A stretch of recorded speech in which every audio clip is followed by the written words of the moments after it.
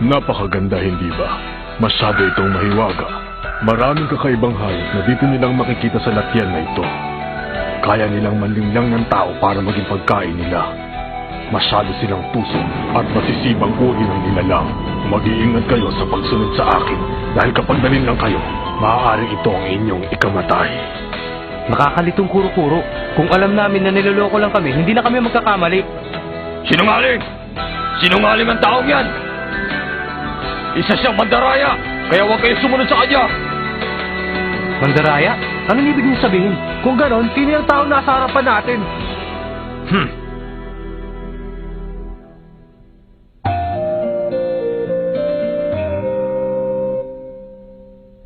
Sinungaling? Sino ba talaga sa kanilang dalawa ang totoo?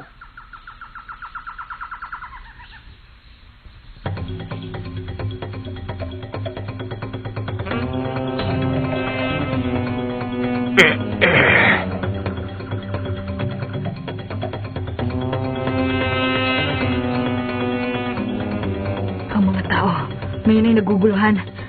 Siguro nahihirapan pa silang mag-isip dahil sa matinding pagod sa pagtakbo. Mister? Sa palagay mo ay mapapatunayan mo ba na ang taong yun ay nagsisinungaling sa sinasabi niya? Tingin niyo nga to! Ha? Ano yan? Siya ba yung hayop na may marka? Tingnan niyo! Ang kanyang mukha! Kamukha niya yung tagapagbigay ng pagsusulit! Tama ka! Isa siyang unggoy na may mukhang tao na nakatira dito sa latyan. Gagayahin niya ang itsura ng isang tao pagkatapos ay manloloko. Kapag nagpalinlang kayo, ito na inyong katapusan. Sinisiguro kung tatapusin niya kayo lahat at pagkatapos ay kakainin. Ano? Teka, isipin niyong mabuti. Nasa itsura nga niya ang ganun pero... Hindi imposible. Dahil nung nandun pa tayo sa ilalim, ang bilis niya ay hindi kayang gawin ng isang normal na tao.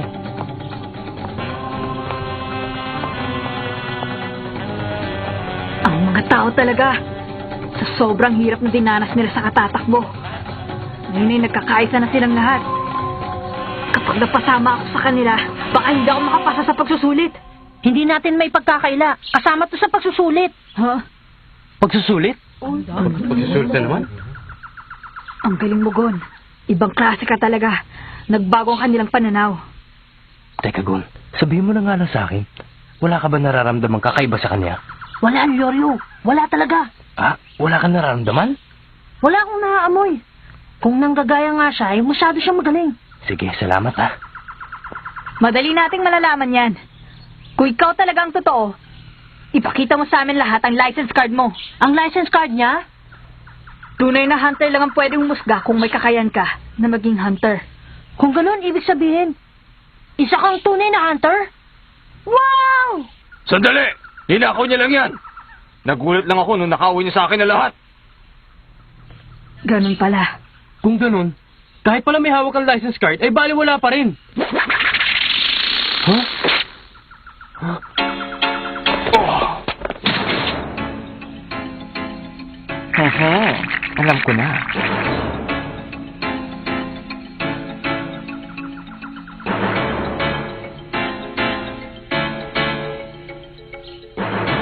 Teka, bakit mo ginawa yun?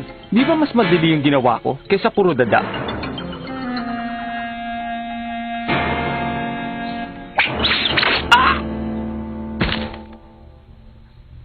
Ngayon ay maliwanag ng lahat na ikaw nga ang totoo, Ginoong Bigote.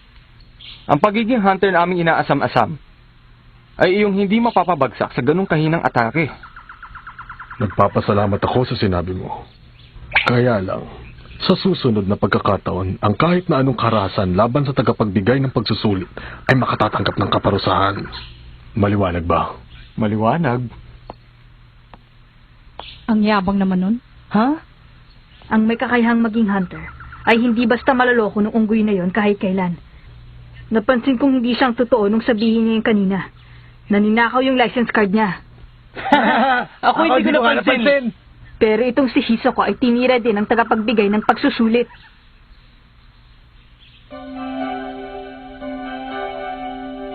Ogon, gaano mo katagal titignan yan? Hindi ka dapat malungkot sa nangyari sa kanya dahil ordinaryo lamang sa kanila ang isugal ang buhay para makahuli ng makakain. Matira ang matibay. Iyon ang tungtunin dito sa Latyan. Kailangan na natin umalis tungo sa susunod na lugar ng pagsusulit.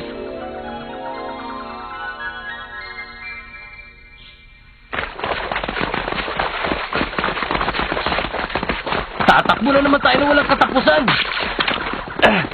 Ano ka ba? Ang putik, nakakabawas ng lakas. Maulap na. Ano kaya? Mauna na tayo sa kanila. Oo. Baka magka-problema tayo kapag nawala ang taong ito. Hindi yun ang ibig ko sabihin. Lumayo tayo kay Hisoka. Ha? Iba siya. Hindi niya mapigilan ang sarili niya na gumawa ng masama. Hindi niya sasayangin ang pagkakataon sa ulap na to. Sa pagkakatingin mo sa akin, parang gusto mo itanong kung bakit ko alam. Eh, di sa amoy niya. Sa amoy? Oo, dahil magkauri kaming dalawa. Wala namang sa itsura mong magkapareho kayo ah. Yun ay dahil magaling ako. Parang yung unggoy, pero eksakto ang pagpapanggap ko. Huwag ka maglala, malalaman mo rin yun. Kurati ka! Yoryo! Sabi ni Kaluwa, dapat mauna raw tayo! Ano ka ba? Kung kaya ko na, di sana kanina pa. Pero kailangan mo talagang gawa ng paraan yun! Ewan ko! Bahala na! Ano ba naman tong taong to? Hindi malang makalata oh. Kumakapal na ang ulap. Pagtagal, hindi ko na rin makita ang tao sa harapan. Siguradong delikado kapag naligaw tayo. Pero mas delikado kapag nakasabay natin ang taong yon. Kailangan ko bang bilisan ang pagtakbo?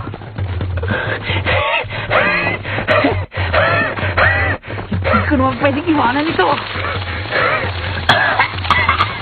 Huwag mong hawakan! Ang pulpos niya ay...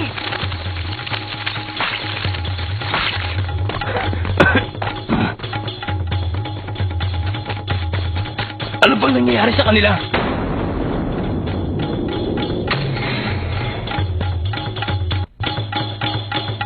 Ha? Tingnan nyo! Oh!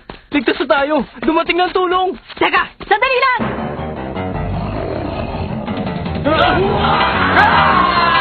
Anong sigaw na yun? Baka may napahamak. Tingnan nyo! Oh! Wala nang sumusunod sa likuran natin! Totoo ba ito? Kanina lang ay nasa isang daan sila!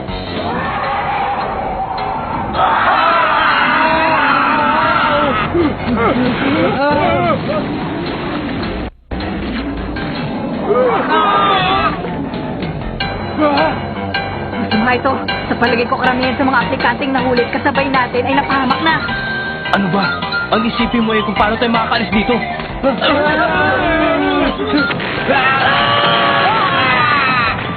Kawawa naman sila.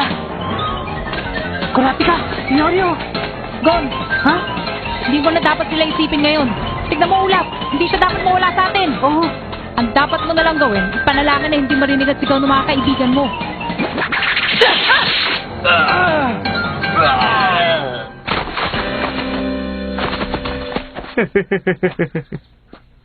Ano ka ba? Bakit mo ginagawa to? Ipagpalagay na natin ako ang takapagbigay ng pagsusulit. Masyado lang ako mabait eh. Pero ngayon titignan ko kung sino sa inyo karapat-dapat ha. Kaya patunayan nyo sa akin na mayroon talaga kayong ibubuga. Mula ngayon, ako na magsasabi kung sino sa inyo may karapatang maging isang tunay na hunter. Ikaw talaga? Tingnan mo nga itong ulap. Kapag ikaw ay nawala dito, imposible mo na rin maabutan na ang tunay na tagapagbigay ng pagsusulit. Ibig sabihin, hindi ka na rin makakapasa gaya naming lahat. Ang ingay mo naman. Huwag mo akong igaya sa inyo. Isa lang ang masasabi ko bago kayo mawalang lahat. Walang imposible sa salamangkerong katulad ko. Huwag mo ang patawanin! Wala kang karapatang maging isang hunter! Tuturuan kita ng leksyon para matigil lang yung kayabangan. Tingnan nga natin. Isang baraha lang ang gagamitin ko sa inyo lahat, ha? O ano, simulan na natin. Tumigil ka! Mga mahal kong manonood, hayaan niyo ipakita ko sa inyo ang pinakamagaling salamangkero si Hisoka. Ang isang kagilagilalas na palabas. Sana magustuhan ninyo.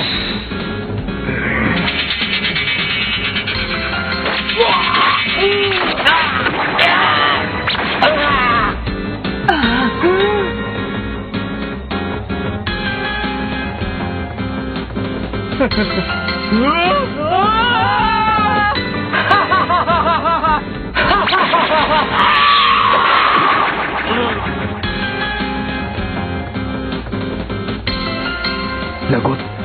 Wala sa akin ang armas ko. Yoryo! Gon! Nasisiraan na ba yung batang yun? Huwag mong sabihin ililigtas pa niya yung iba.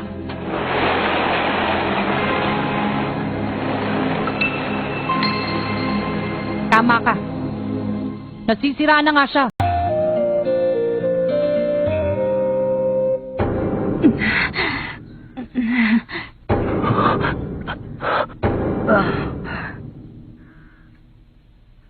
Lahat sila'y bumagsak.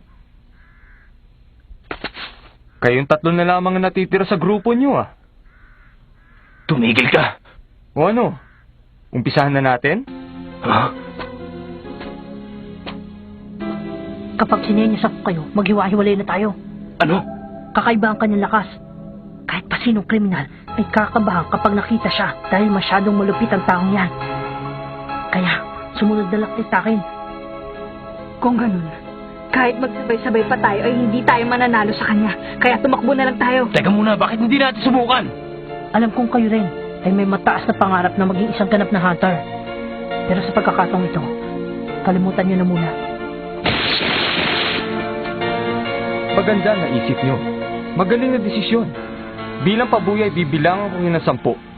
1, 2, 3, 4, 5, 6, 7, 8, 9, 10. Tapos na. Sino kaya unahin ko sa inyo?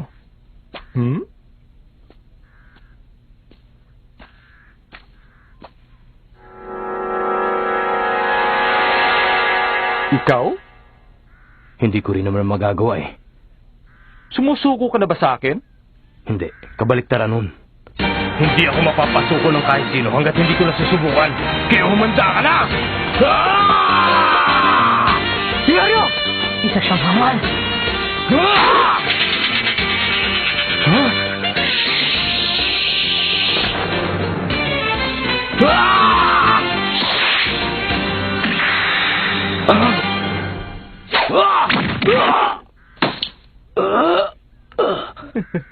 Magaling ka naman pala.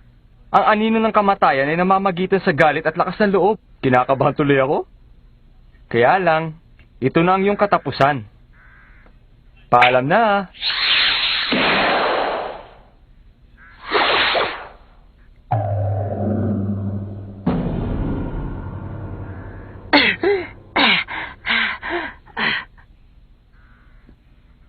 Ba, may taglay kang husay, bata.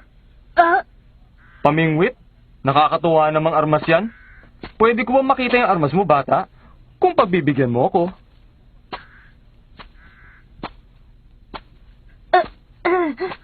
Sige na. Tumigil ka na! Akong harapin mo!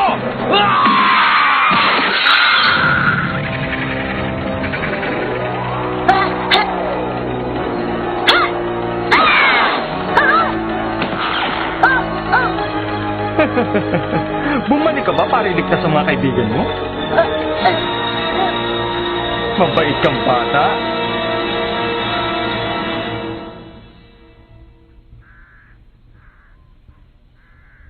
Sige na nga, pasado ka na. Ha? Ko naman, bumalik pa tong bubuit na to. Nakakatuwa. Kung sa bagay, masarap may kaibigan, di ba?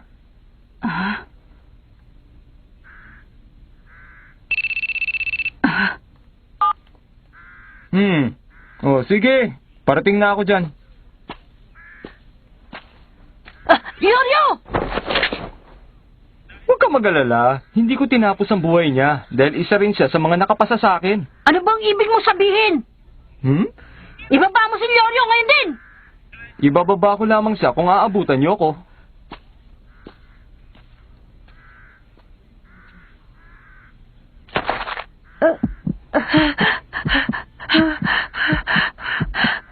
Gon, ayos ka lang ba?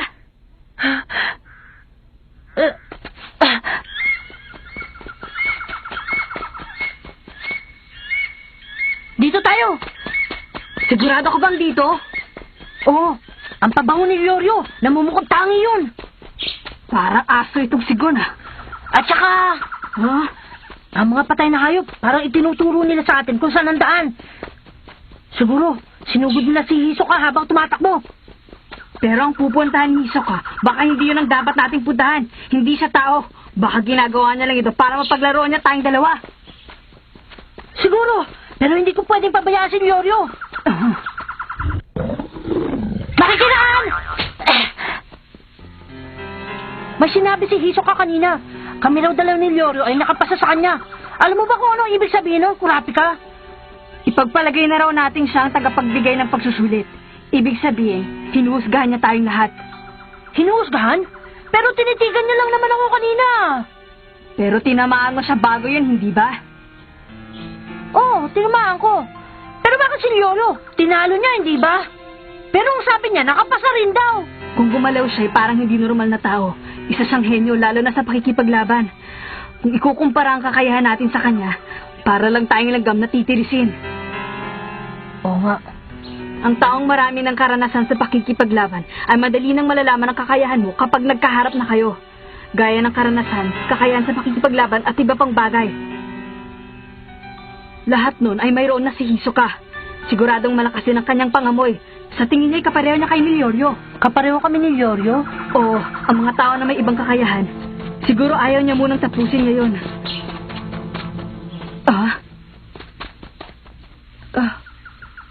Pasensya na, walang kwenta yung mga sinasabi ko. Hindi, si Killua. Narinig ko na rin sa kanya yan. Kaya niyang sabihin kung magkapareho ang tao dahil sa amoy. Gon, hindi kayo magkapareho ni Hisoka. Ang masasabi ko lamang ay, hindi siya karapat dapat maging isang hunter. Bakit kaya? Gon, Si Hisoka, nung lumalapit siya sa akin, pakiramdam ko, takot na takot ako. Pero hindi ko magawang gumalaw. At nung oras na yun, naiisip ko, katapusan ko na. Parang nasa bingit na ako ng kamatayan. Pero may kahalo yung nararamdaman ko. Para bang hindi ko mapigilan ang kaligayahan sa aking kalooban. Gon?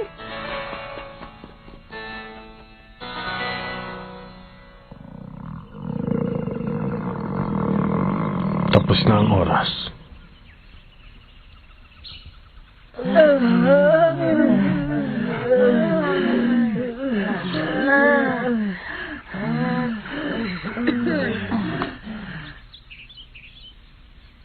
Ayos, wala na sila.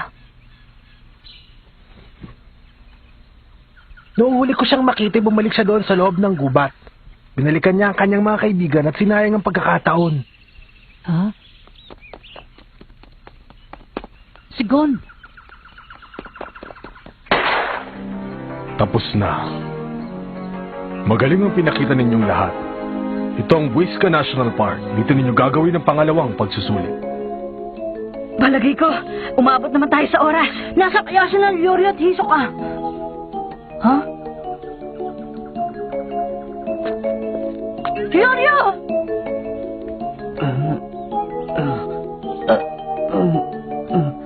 Ano bang nangyari sa akin? Ayos ka lang maliban sa sugat mo sa braso. Ito mukha ko, ayos lang ba? Normal pa naman. Anong normal? Sabihin niyo, ano ba nangyari? Talaga bang wala kang naaalala? Ano ba naman ang akala niyo sa akin? Siyempre, nanggaling tayo lahat dun sa latyan. At pagkatapos na Mas mabuti pang wag na lang natin sabihin sa kanya. Tama? May gusto kong sabihin sa inyong lahat. Binabati ko kayo at nakarating kayo dito. Ito na ang katapusan ng unang pagsusulit. Lahat kayo'y nakapasa. Inaasahan kong makakayanan nyo rin ang mga pagsubok na naghihintay sa inyo. Nakakatuwa naman! Umabot ka. Aba, Killua! Ano bang klase na talamang kang ginamit mo? Akala ko, hindi ka na makakarating sa lugar na ito. Oh. Ano? Sinundan mo pa mga ni Lyoryo? Oo! Kung sa bagay, nakikita ko namang kakaiba ka sa lahat eh. Dahil, nilahi kang aso. Hindi ko lang alam. 148 nakapasa sa unang pagsusulit. Mas marami yon sa aking inaasahan.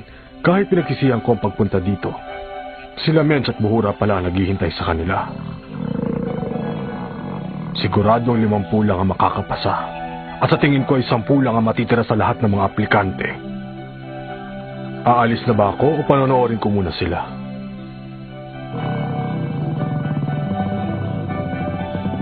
Magsisimula na! Kinakabahan na yata ako. Ako rin. Hindi natin alam kung ano nasa loob niyan eh. Baka pagbukas yan bigla na lang may umatake sa atin.